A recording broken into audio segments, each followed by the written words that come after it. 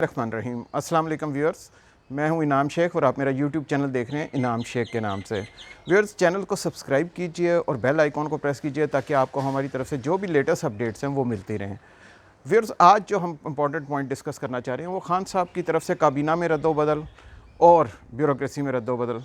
क्या वजह है? क्या ये वाकई ये आटा और चीनी का जो बहरान आया था उसकी वजह से किया जा रहा है या ये आई वॉश है? थोड़ी सी इस पर तवज्जो चाहिए। अगर आप देख लीजिए आज़म स्वाति साहब का करैक्टर क्या था, आज़म स्वाति साहब को किसने कहाँ से निकाला था, सुप्रीम कोर्ट के क्या ऑर्डर्स थे, उन्होंने क्या हरकत की थी, किसी गरीब की गाय उनके उधर आ गई थी और उन्होंने क्या हरकत की थी, इसके ऊपर आप मेरे से बेहतर जानते हैं।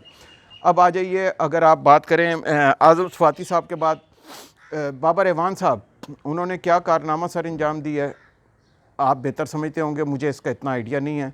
मैं आप पे छोड़ता हूँ कि आप उसको किस तरह से देखते हैं।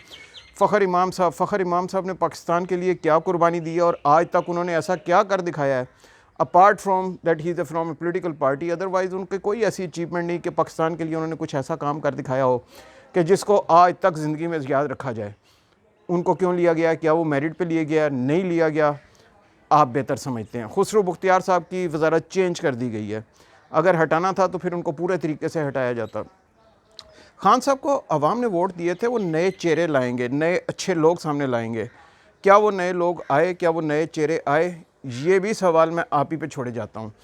अगर तो यही पुराने चेहरे घूम घूम के आने थे, अगर इन्हीं इंडस्ट्रियलिस्ट को बार बार सब्सिडी मिलनी थी, अगर इन्हीं फैक्ट्री ओनर्स को सब्सिडी मिलनी थी, अवाम के लिए क्या रखा हुआ है? क्या अवाम को सेहत पे सब्सिडी मिल रही है? क्या अवाम को एजुकेशन पे सब्सिडी मिल रही है?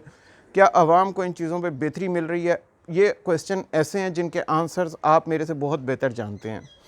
ओवरऑल नज़र ये आ रहा है कि ये अभी भी कोई आई वॉश है, किसी को स्केपगोट बनाया जाएगा और उसके बाद 25 तारीख को ये जब वो आ जाएगी फोरेंसिक रिपोर्ट, किसी न किसी को स्केपगोट बना के इसको ओवरऑल सिनेरियो को फिर चुप करवा दिया जाएगा।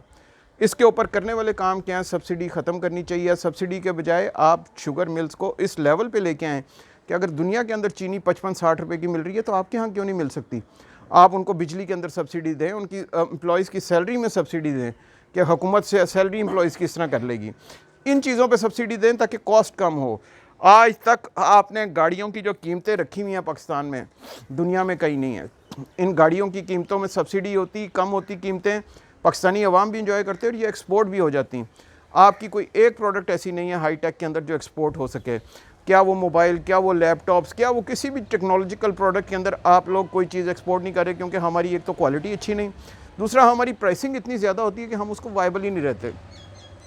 गन्ने के काश्तकारों सबको गन्ने पे लगा दिया गया। वो जो फसल क्रॉप कभी किसी ज़माने में हमारे पास कॉटन सबसे बेस्ट हुआ करती थी, सबको गन्ने पे कन्वर्ट किया गया कि शुगर मिलों को भरा जाए।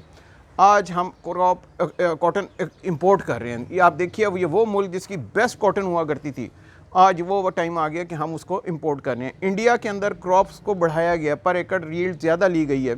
हुकूमत ने उनको डीज़ल पे भी सब्सिडी दी है, डीज़ल का कलर भी चेंज किया कि ट्यूबवेल में जो डीज़ल डलेगा उसका कलर डिफरेंट होगा, उसकी सब्सिडी होगी। क्रॉप्स के लिए उनको जदीद मशीनरी दी गई है।